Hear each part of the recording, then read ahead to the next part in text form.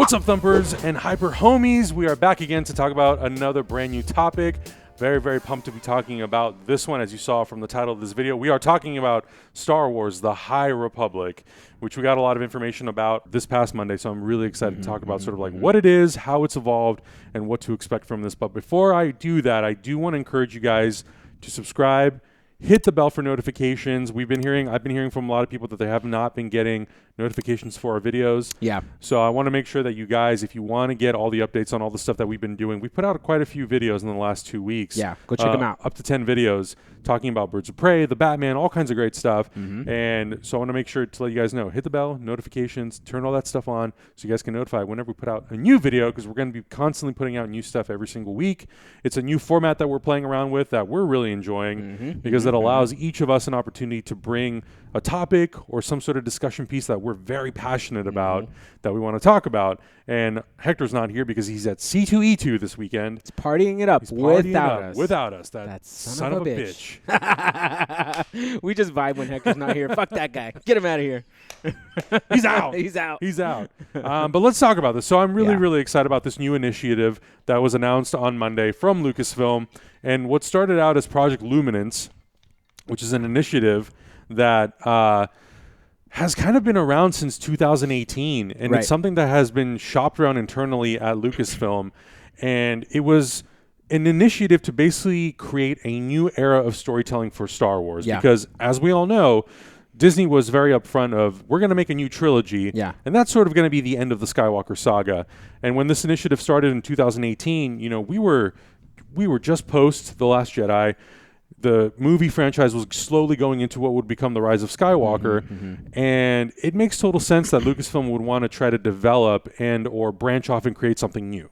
Absolutely. Because the Skywalker saga, they created a finite ending for it. Yeah. Could you go, 20 years into the future and make more stuff? Could you make an episode 11? Absolutely. Or episode 10, 11, 12? Yes, absolutely you can. But, the movies are what they are right now. So I was really excited when this whole thing started, sort of like this idea started being put out into the ether. Yeah. But I, for the longest time, was convinced it was going to be video game related.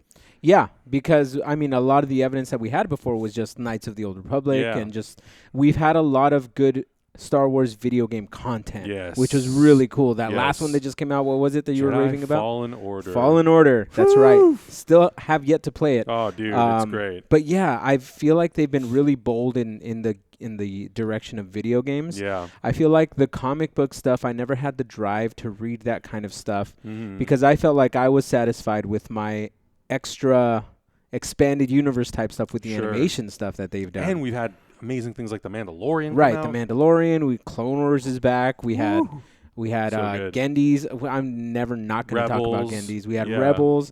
So much stuff, and it's all great, and people should take the time to watch it if you've never watched it. But this kind of stuff is actually really exciting as well. Absolutely. Because we'll get into it once we get into what it actually is.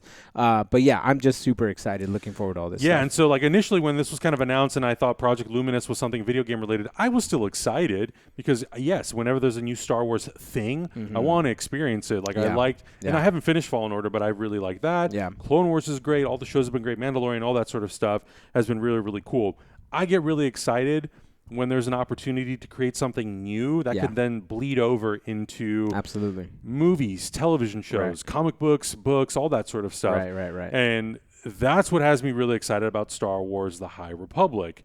This is an opportunity for the creatives at Lucasfilm to go back into a time period that hasn't really been explored in depth. No. We've had Knights of the Old Republic, which, that's 1,000 years before Luke sort of the Skywalker saga. What do we call it?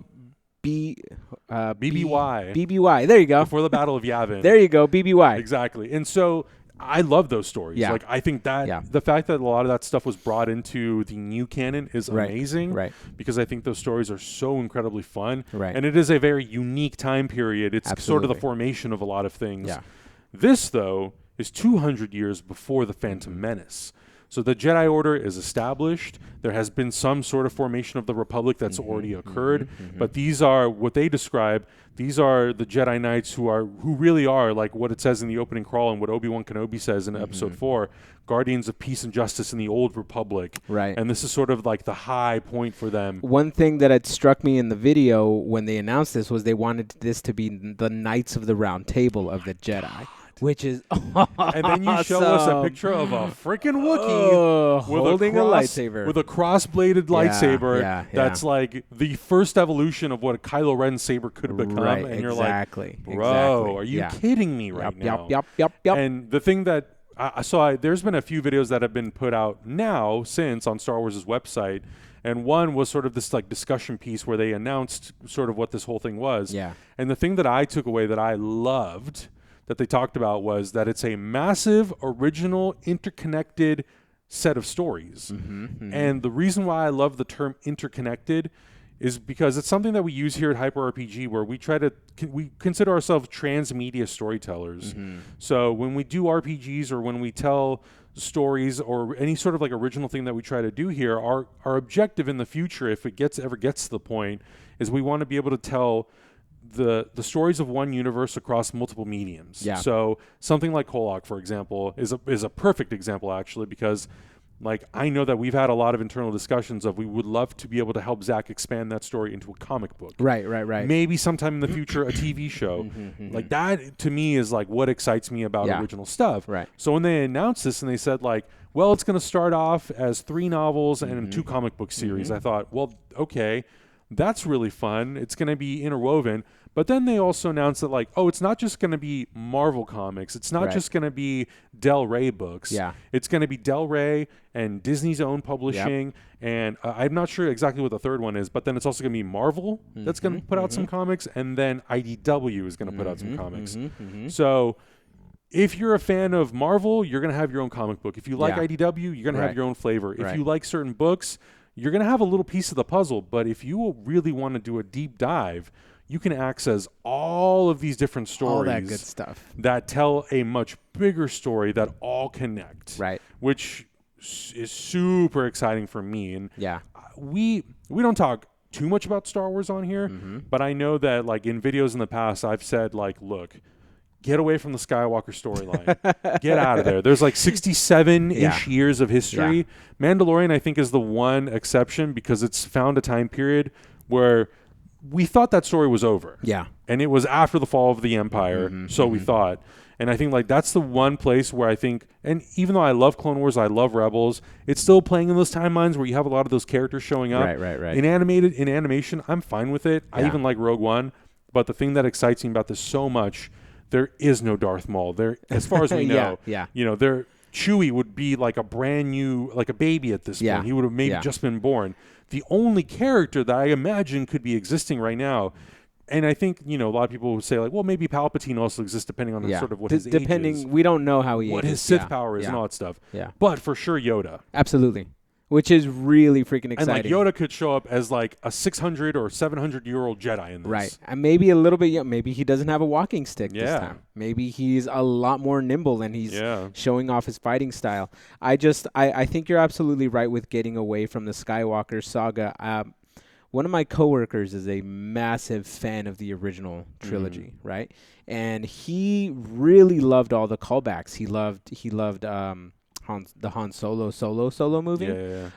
He really loved Rogue One because it had all those tie-ins, and he really loved The Last Jedi. He didn't like The Last Jedi. He liked Rise of Skywalker because it tied in to a lot of the things in his past. Right. But I was talking to him, and even he was like, "Yeah, I'm kind of done with the Skywalkers. Like, I think it was great for what it was. Yeah, like let's move on. Let's either move on or just stop. Yeah. For us, it's move on for course. sure. But for him, he's like, I'm okay. Like, I'm kind of done with this because he grew up. He's a little bit older than me. So the original trilogy was his like MCU, was his like old school cartoons and all that stuff. Yeah, absolutely. And so getting away from this, I think it's the utmost importance at this point in this universe because I feel like there is clear fan fatigue going on right now, and you're not doing your franchise any kind of service whatsoever. Yeah. Let the books breathe a little bit. Let other content really survive and thrive on its own. Let people know. Like, I don't think people really think about the fact that there's an entire universe that can be explored and messed around with, and it doesn't even have to have lightsabers. Right. Like, I really liked, spoiler alert, at the end of The Mandalorian, where they bring out that dark saber, because that's like an ancient mythological wedged sword, legendary sword. Yeah. That has a lot of meaning behind it. So it's those kind of things that I'm really glad they're starting to realize that they can tap into, and it's not going to drive people away. Like my wife, she's not a huge Star Wars fan, but she's all about that Baby Yoda. She's ordered like 3D prints of it on Etsy and like all this stuff, and I'm just like, damn, okay, yeah, like you're in right. it. Like sick. Is this your Star Wars? Because that's dope. Yeah, for sure. Like this is gonna be kids' Star Wars, which is awesome. Yeah, and I think like I think to your point, like the importance, and to me that's always sort of like the big thing of, if we're gonna tap into a new part of Star Wars, if we're gonna tap into new stories, new characters, new worlds, what is it gonna do for the franchise? Right. What I think the High Republic can do, and the importance of it, it's expansion. Absolutely. And it's expanding on times and places that we've never been to before. Right. And that's the one thing I will applaud. Whether it's the new trilogy or even the spin-off movies, they've taken us to new worlds. Some of them do feel sort of familiar because they have familiar terrain and territory. Yeah. And I think for this is a really, because it's so far in the past, you really can bring in new worlds and planets that, like, 200 years from now, they've been destroyed. They've like burned out, all this sort of stuff. And that's a lot of the stuff that like really excites me. And I know that we've had Clone Wars to explore the Jedi to a certain extent. It's also in the middle of this like chaotic time war. Yeah. Separatists, the Trade Federation, the taking over planets.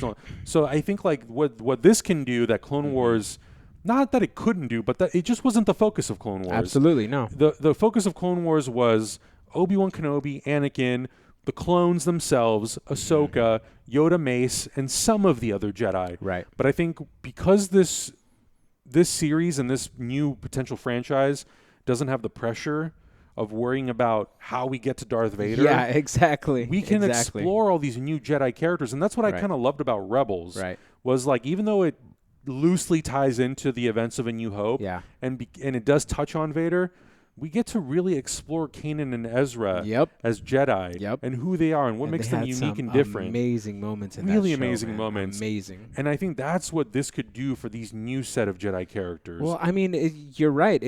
I think the key word here is expansion. Expansion on new ideas, exploration, and finding things within this universe that are new and exciting, like when we first saw Star Wars as children. You know, which is, I feel like, what has been happening with the current franchise. It's lost in its own legends at this point. It's lost in its own clout. Now really, it's contradicting its own self. Yeah, it sucks because now we're not going to have a Star Wars that people have been thinking about for 40 years and making their own fan fiction and doing all this stuff. We have that Legends continuity, which you can always go back and check, but that's not officially canon. There's things that contradict themselves and that kind of stuff as well, but it's always cool to read. Like, I love reading the history on stuff. So I love Lord of the Rings, so I love going back and reading, like, what's the significance of a yellow lightsaber? What's the green one? What's the blue one? How do you get a red one? Like, there's even white lightsabers that happen when you revert a red lightsaber back to a Jedi lightsaber. So I love reading all that kind of stuff, and not saying that this High Republic will touch on that stuff, but imagine if there's like an epic storyline where like one of the Knights of the Round Table has to steal a Jedi, like a Sith saber, and save it from something for or just something really, really cool. Like, it's exciting to me. It's really, really, really exciting to me because I've had that touch from the animation that has shown you some really, really cool stuff. Yeah, and I think also to your point, I mean, you know, even though there's so much of the Star Wars canon that is now Legends, look at Grand Admiral Thrawn. Right. He was repurposed and brought into Star Wars Rebels, and he was amazing in that show. He was amazing in that, So I think, like, yes, despite the fact that there is a lot of the canon that has now become legends, it is completely 100% possible that this 5 team of writers that they assembled, which includes Claudia Gray, who is so incredibly immersed in Star Wars, has written so many different novels, Charles Soule, like all these amazing people who've written comic books and stuff. I think that they are obviously incredibly aware of what's come before. Absolutely. Like, they spent 2 years developing this. So I think for them, of course, they're looking at the current chronology, the Legends chronology, what are characters and events that we think could really help elevate the story of these of the Jedi Order and the world that these characters exist in. I mean, when they explain what this world kind of is, it's at the peak and the height of sort of like the Jedi being protectors, but now we're starting to introduce a lot of pirates, smugglers, scoundrels. And the exploration that I thought was fascinating was when they sort of came up with the idea. It was like, Obi-Wan Kenobi talks about these Jedi and who they were, and they're these like mythical, Buddhist-like, samurai-like characters, but also like, let's tap into what fear does a Jedi have? Exactly. What do the Jedi not Anakin, not Obi-Wan, but the Jedi as a unit, as an organization, as a peacekeeping, defense system. Right. What were they defending against? Is it the Sith? What is it? Because it's got to be pretty massive if they're forming a group of Knights of the Round Table, like peacekeepers with protocol. And I don't think like Sith is enough. It needs to be, like you're saying, a big threat, looming organization. If there's anything to take away from the first run of Clone Wars, in that one, if you haven't watched it, watch it. But Anakin and Obi-Wan basically go into the living Force itself, and they find sort of the original Force users, which is a father, a daughter, and the son. And they have the Mortis storyline. And then they have to basically battle and find the balance in between these two, where Anakin was supposed to be the replacement for the father.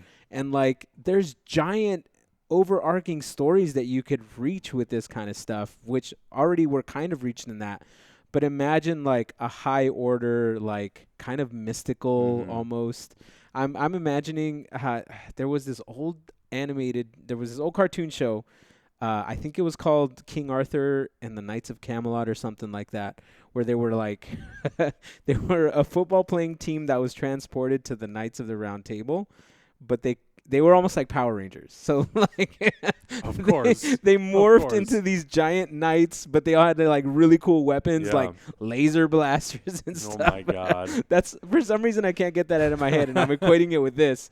It's kind of ridiculous, but there could be the element of that, like craziness that we've never seen before.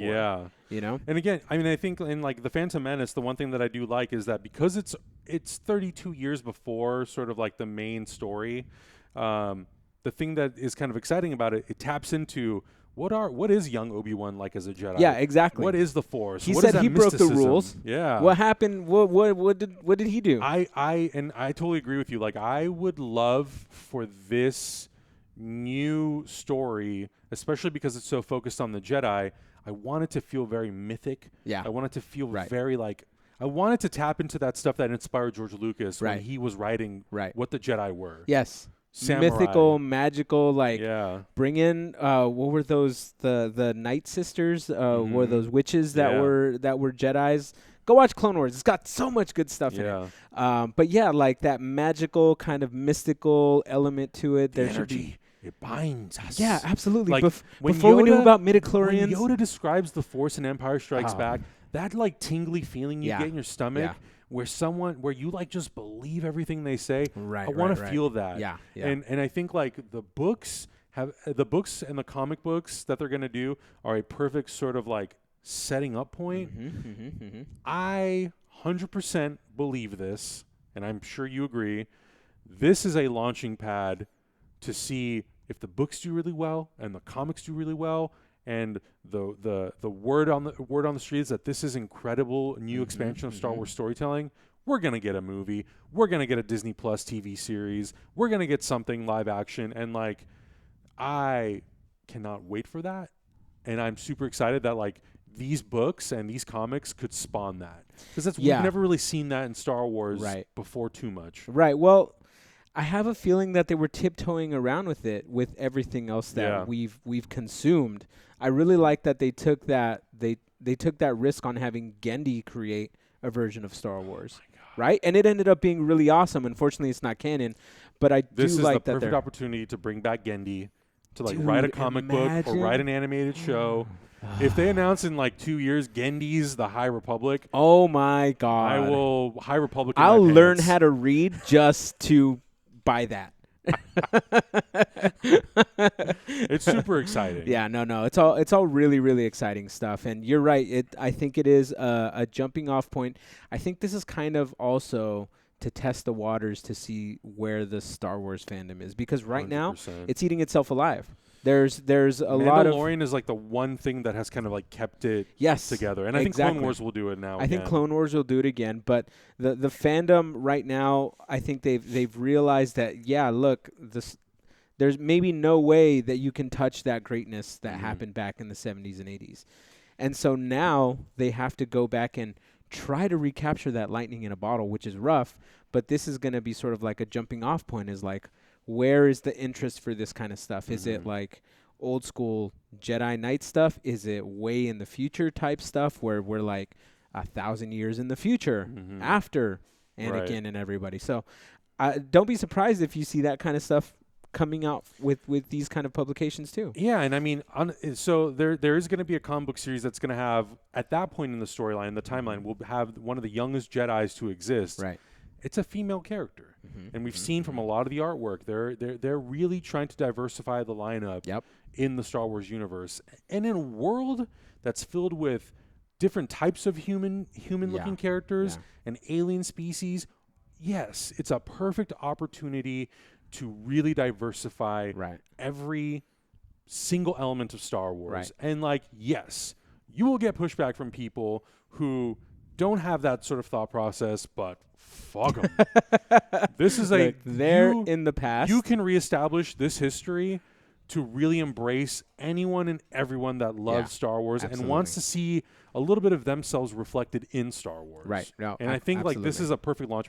I mean, the creative team, I mean, you know, you've got a mixture of men and women who come from varying backgrounds, who are going to build out this world. Right. So I think that's going to lead to a lot of potential for what the future could be. Yeah, I really like how they highlighted that in the video as well, where they all specify that Star Wars has all touched them in different ways, and they all took different things from this story, and they all want to reflect their own versions, because we all have different versions of Star Wars in our heads, basically. And so they want to reflect that kind of stuff, which is going to be amazing, because this is going to be for everybody. Yeah.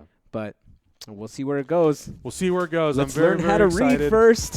So these things are going to start coming out. They'll start coming out at the end of summer, going into the fall. So there's a lot of time for us to get a lot more information about this. I definitely want to start following this a little more closely. And some of this stuff has been teased in some of the books. If you've been reading The Rise of Kylo Ren, some of the stuff has been teased in that just a little bit. Right. So they've definitely been seed planting this for a little bit. But I'm excited to find out more about this in the future, and I'm sure at things like Star Wars Celebration in particular and Comic-Con, we're going to get a lot of new stuff on this. I'm going to really be dying for some of that concept art.